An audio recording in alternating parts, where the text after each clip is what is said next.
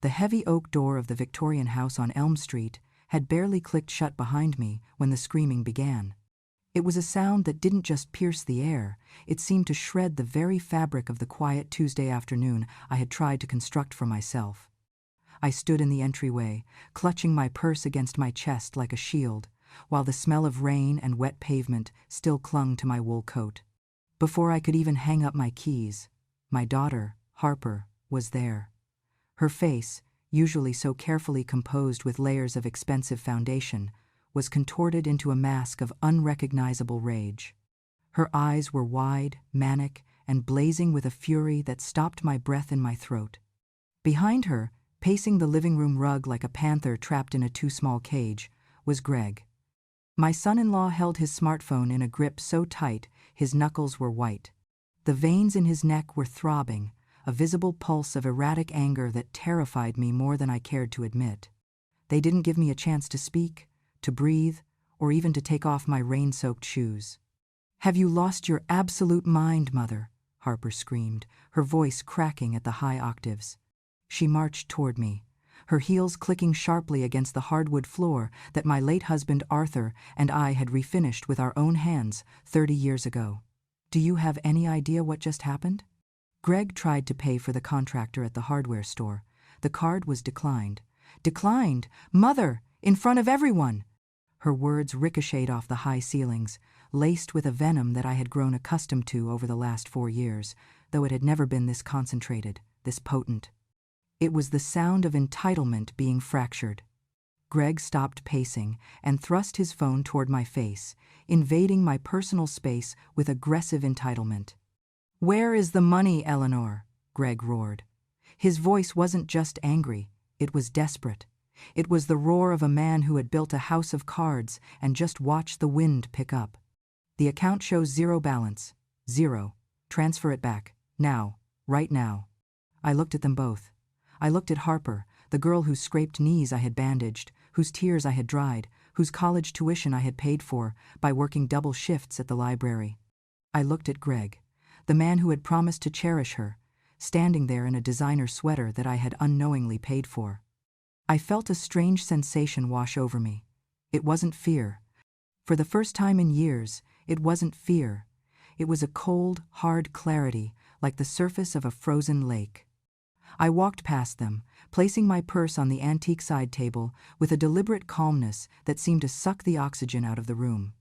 I slowly unbuttoned my coat, taking my time, letting their panic hang in the air. "I changed the bank routing numbers," I said, my voice steady, lacking the tremble that had defined my existence in this house for so long. I turned to face them, standing tall despite the arthritis burning in my lower back. "This morning, I opened a new account at a different bank. My pension and my Social Security now deposit there. It is an account that neither of you has access to." The silence that followed was deafening. It was physical, heavy, and suffocating. Harper's mouth opened and closed like a fish out of water. Greg's face cycled through a spectrum of colors, from a flushed red to a sickly, ghostly pale. It was the suspended moment before a car crash, the split second where the inevitable impact is realized but hasn't yet occurred. "What?" Harper whispered, the scream dying in her throat, replaced by genuine shock. "You can't do that. You cannot do that. We have bills, we have the mortgage, we have the car payments." "The mortgage?" I repeated, feeling something inside my chest harden into steel. "You mean the mortgage on the vacation home you bought in Aspen? Or are you referring to the payments on Greg's new luxury SUV? Because the mortgage on this house, Harper, the one we are standing in, was paid off by your father and me in 1998. Greg took a step forward, pointing a shaking finger at my face. "You live under our roof, Eleanor. You eat our food. You use our electricity. It is the bare minimum that you contribute to the household expenses. You are being incredibly selfish." A bitter, dry laugh escaped my lips before I could stop it. "Our roof? How fascinating that you call it that." I looked around the foyer, at the wainscoting Arthur had installed, at the chandelier we had bought in Paris for our 25th anniversary. "The deed to this house still has my name on it, Greg. You and Harper moved in here 4 years ago because you lost your condo in the city when your crypto investment firm went under. Do you remember that? Or have you rewritten history to suit your ego? Harper let out a choked sob, clutching her chest as if I had physically struck her. I can't believe you are speaking to us like this. I am your daughter. After everything we have done for you? This is how you repay us? By cutting us off? By humiliating Greg? Tears began to stream down her cheeks, but I knew these tears. I had studied them for a lifetime. They were not tears of sorrow or regret. They were tears of frustration. They were the tears of a child who had been told no for the first time in a very long time. Everything you've done for me? I asked, my voice dropping to a whisper that carried more weight than a scream. Let's examine that, shall we? You've done so much. You wake me up at 5 in the morning to make your smoothies, because the noise of the blender bothers you if you do it yourself. You leave your laundry in piles outside my door, as if I am the hotel staff. You host dinner parties where I am expected to cook and clean and then retreat to my room so I don't embarrass you in front of your friends. Is that what you mean by taking care of me? Greg punched the wall next to the coat rack, the thud vibrating through the floorboards. He knocked a framed photograph of Arthur and me askew. You are a senile, ungrateful old woman. Without us, you would be rotting in a state facility. You would be alone. You need us. 6 months ago, those words would have shattered me. They would have sent me retreating to my bedroom, sobbing into my pillow, terrified of the loneliness they threatened me with. But today, after what I had seen, after the truth I had uncovered in black and white printed text, his words were nothing but noise. They were the desperate thrashing of a parasite realizing the host was no longer compliant. Maybe I am ungrateful, I said, picking up my purse again, signaling that this conversation was over.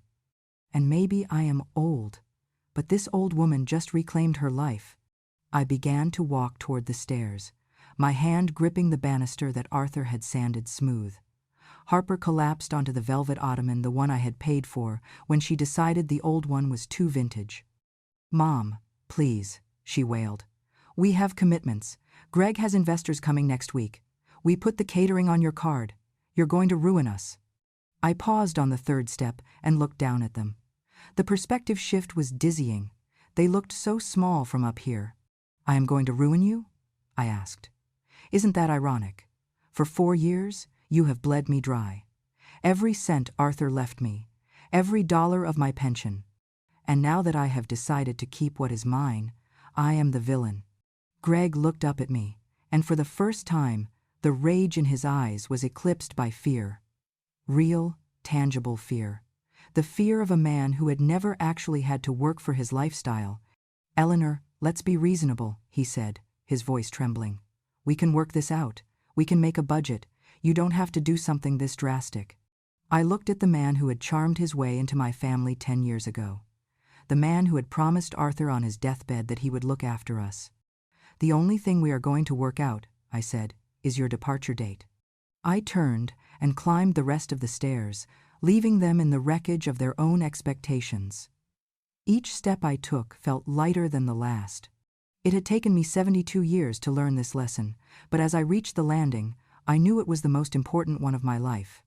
Family is not defined by blood, but by respect, and dignity is not something you can negotiate. Behind me, I heard Harper sobbing and Greg cursing under his breath, making frantic phone calls. But for the first time in 4 years, those sounds didn't break my heart. They just reminded me why I had walked into the First National Bank that morning and uttered the words that saved my life. I need to report a theft, and I need to open a new account that no one else knows about. It all started on a gray November morning, 4 years ago, at Arthur's funeral. I remember the biting cold of the wind off Lake Michigan and the smell of damp earth and white lilies. I remember the way the rain misted on the black umbrellas, creating a sea of mourning turtles. Arthur had been the love of my life, my anchor. We had been married for 45 years. He was a man of quiet strength, an architect who saw the structure in everything, who made me feel safe in a chaotic world. When his heart stopped on a Tuesday while he was sketching in his study, my world collapsed with him.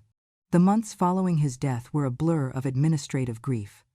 Lawyers, death certificates, the endless casseroles from neighbors that tasted like pity. I was lost in the cavernous silence of our home. I would wake up in the middle of the night, reaching for him, only to find cold sheets. I was vulnerable, fragile, and desperately lonely. That was when Harper and Greg swooped in. "Mom, you cannot stay here alone," Harper had said, sitting on the edge of my bed, holding my hand with a tenderness I hadn't seen since she was a child. "It's too big for you. The memories. They're haunting you. Come, let us take care of you. Greg and I, we want to be here. We want to fill this house with life again." I resisted at first. This house was my sanctuary. But the silence was wearing me down, and Greg, he was so convincing. "Eleanor," he had said, flashing that charming smile, "we are struggling a bit with the condo market right now. If we move in, we can sell our place, invest the capital, and manage the maintenance of this big house for you. It's a win-win. We help you, you help us. We're family." I agreed. I wanted to be useful. I wanted to be loved. I wanted the noise of family to drown out the silence of widowhood. The transition was subtle, insidious. It didn't happen overnight. It was a slow erosion of my boundaries, like water dripping on stone. First, it was the little things. Greg suggested it would be easier if he handled the utility bills since he was already paying for the internet. Then Harper said she needed to borrow my credit card for groceries because she had left hers in her other purse. Then came the renovations. "This kitchen is so dated, Mom," Harper complained one morning. "If we're going to live here, we need to modernize. It increases the property value for you." I paid for the renovation, $20,000 from the savings Arthur had set aside for our travels. I told myself it was an investment. I told myself I was helping my daughter build a home. Then came the loans. Greg's business needed a bridge loan. Harper had credit card debt from before they moved in that was accruing high interest. "Just a few thousand here, a few thousand there. I'll pay you back next month, Eleanor, I promise," Greg would say. But next month never came. By the second year, I wasn't just the bank. I was the live-in maid. Since I was retired and home all day, it was assumed I would handle the cooking, the cleaning, the laundry. If I missed a spot on the counter, Greg would sigh loudly. If dinner wasn't ready by 6, Harper would roll her eyes and order expensive takeout on my card, claiming I had forced them to spend money because I was lazy. I became a ghost in my own home. I stopped inviting friends over because Harper complained they were too loud. I stopped going to my book club because Greg said he needed the car and didn't have time to drop me off. I shrank.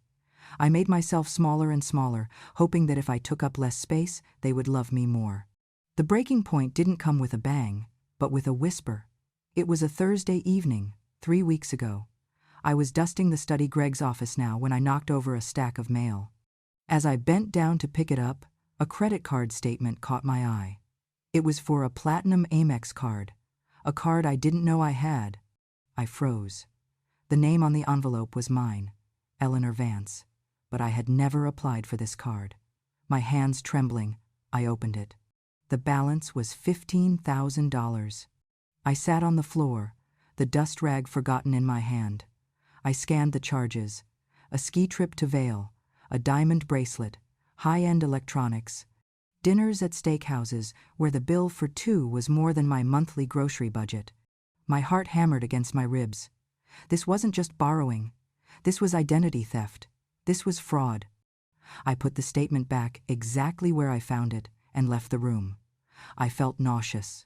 I wanted to confront them immediately, but a voice inside my head, Arthur's voice, rational and calm, stopped me. "You need proof, Ellie. You need to know the full extent of the damage." For the next 2 weeks, I played the part. I cooked the meals. I ironed the shirts. I smiled when Harper criticized my outfit. But while they slept, or while they were out spending my money, I was investigating. I went through the recycling bin. I found statements for 3 other credit cards. I found withdrawal slips from my savings account. They had drained nearly everything. The nest egg Arthur and I had built over 40 years of hard work was gone. Over $80,000 in cash, plus the credit card debt. I felt like a fool. A gullible, pathetic old woman who had let her loneliness blind her to the vipers in her nest. But alongside the shame, a spark of anger began to ignite. It started small, but it grew hotter with every disrespectful comment, with every dismissive gesture. The final straw was a conversation I overheard 2 days ago. I was in the kitchen, and they were on the patio, drinking wine. The window was slightly open. "She's getting slower," Greg was saying. "It's annoying. She forgot to pick up my dry cleaning again." "We have to put up with it for a few more years," Harper replied, her voice slurring slightly. "Once she kicks the bucket, the house is ours. We can sell it and finally move to California like we planned. The land value alone is worth a fortune. We just need to make sure she doesn't spend any more on her medical needs." Greg laughed. "That hip surgery she wants? Total waste of money. She's barely mobile anyway." I stood there, clutching the countertop, feeling the world tilt on its axis. They weren't just using me. They were waiting for me to die. They were actively counting down the days until they could cash in my existence for a condo in Malibu. That was the moment Eleanor the victim died, and Eleanor the survivor was born. The next morning, I took the bus to the bank. I didn't ask Greg for a ride. I walked 3 blocks in the rain to the bus stop, my arthritis screaming with every step, but I didn't care. I sat down with the branch manager, a kind woman named Mrs. Henderson, and I told her everything. I showed her the statements I had pilfered from the trash. Mrs. Henderson looked at me with tears in her eyes. "Mrs. Vance," she said gently, "this is elder financial abuse. We need to freeze everything. We need to open new accounts. And frankly, you should call the police." I wasn't ready for the police yet, but I was ready to cut the cord. I transferred my Social Security. I transferred the meager remains of my pension. I closed the joint access accounts. I reported the credit cards as fraudulent. And then I went home and waited. I waited for the card to decline. I waited for the explosion. Now, sitting in my bedroom with the door locked, listening to the chaos downstairs, I felt a strange sense of peace. I picked up the phone and dialed a number I hadn't called in months. "Maya?" I said when my granddaughter answered. "Grandma." Maya's voice was warm, surprised. "Is everything okay? Mom told me you were too sick to talk on the phone lately." Maya was Harper's daughter from her first marriage. She was 26, a sharp-witted environmental lawyer living in Chicago. She was the best of us, the one who had inherited Arthur's integrity. "I'm not sick, Maya," I said clearly. "But I need your help. I need a lawyer." The next 3 days were a battlefield. The house was divided into territories. I stayed in my room or the kitchen. Harper and Greg occupied the living room, speaking in hushed, frantic whispers. They tried every tactic in the book. First came the love bombing. Harper brought me breakfast in bed, burned toast and cold coffee. "Mom, we're so sorry," she said, her eyes puffy. "We didn't realize how much we were spending. It got out of control. We love you. We just want to be a family." I ate the toast and said nothing. Then came the guilt. Greg cornered me in the hallway. "Do you know what this is doing to Harper? She's having a breakdown. If she ends up in the hospital, it's on your conscience, Eleanor." I looked him in the eye and said, "If she ends up in the hospital, I hope she has valid health insurance, because my credit card won't be paying for it." Finally came the aggression. They slammed doors. They turned the TV up to maximum volume at midnight. They ate food they brought in and left the dirty containers on the counter for me to clean. I didn't clean them. I swept them into a garbage bag and left it on their bed. On Saturday morning, the doorbell rang. I went down to answer it, ignoring Harper's demand to know who it was. Maya stood there, looking fierce in a trench coat, shaking a wet umbrella. She looked so much like Arthur in that moment that my heart ached. "Hi, Grandma," she said, hugging me so tight I thought my ribs would crack. "I'm here." Maya walked into the living room, where Harper and Greg were sitting amidst a pile of unpaid bills. The air in the room changed instantly. Maya wasn't just a daughter or a granddaughter, she was a litigator. "Maya!" Harper cried, standing up, looking for an ally. "Thank God you're here. Your grandmother has gone senile. She's cut us off. She's having a paranoid episode." Maya didn't hug her mother. She didn't even smile. She opened her briefcase and pulled out a thick file. "Grandma sent me the copies of the bank statements." "Mom," Maya said, her voice cool and professional, I've spent the last 48 hours reviewing them. Greg stood up, trying to assert dominance. Now listen here, young lady. This is a private family matter. Sit down, Greg, Maya said. She didn't shout, but the authority in her voice made him drop back onto the sofa. This isn't a family matter, Maya continued. This is a criminal matter: grand larceny, identity theft, credit card fraud, elder abuse. I've tallied the numbers. You've misappropriated over $85,000 of Grandma's assets. Harper went pale. We were going to pay it back. It was a loan. A loan requires consent, Maya countered. Forging signatures on credit card applications is a felony. Now, Grandma has given me power of attorney. We have two options here. Option A: I take this file to the district attorney on Monday morning. Based on the evidence, you're looking at 5 to 7 years in prison, both of you. The room went silent. The reality of the situation finally crashed down on them. It wasn't just about money anymore. It was about freedom. What's option B? Greg asked, his voice barely a whisper. Option B, I said, stepping forward. You leave, you pack your bags, and you leave my house. Today, you sign a document admitting to the debt, and you agree to a repayment plan. It will be small. I know you don't have the money, but you will pay me back every month for the rest of your lives if necessary. And in exchange, I don't press charges. But where will we go? Harper cried. We have nowhere. You have friends? I said. You have that vacation home in Aspen you brag about. Oh wait, the bank owns that, don't they? Figure it out, Harper. You are 45 years old. Figure it out. The eviction was swift and painful. Watching my daughter pack her life into boxes was one of the hardest things I have ever done.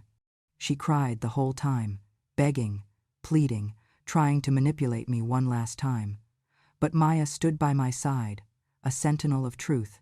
When the last box was loaded into Greg's SUV, Harper turned to me at the door. I hate you, she hissed. I hope you die alone in this big, empty house. I looked at her, seeing the pain beneath the hate, but refusing to absorb it. I won't be alone, Harper. I have myself. And for the first time in a long time, I like the company. They drove away, taillights fading into the gray dusk.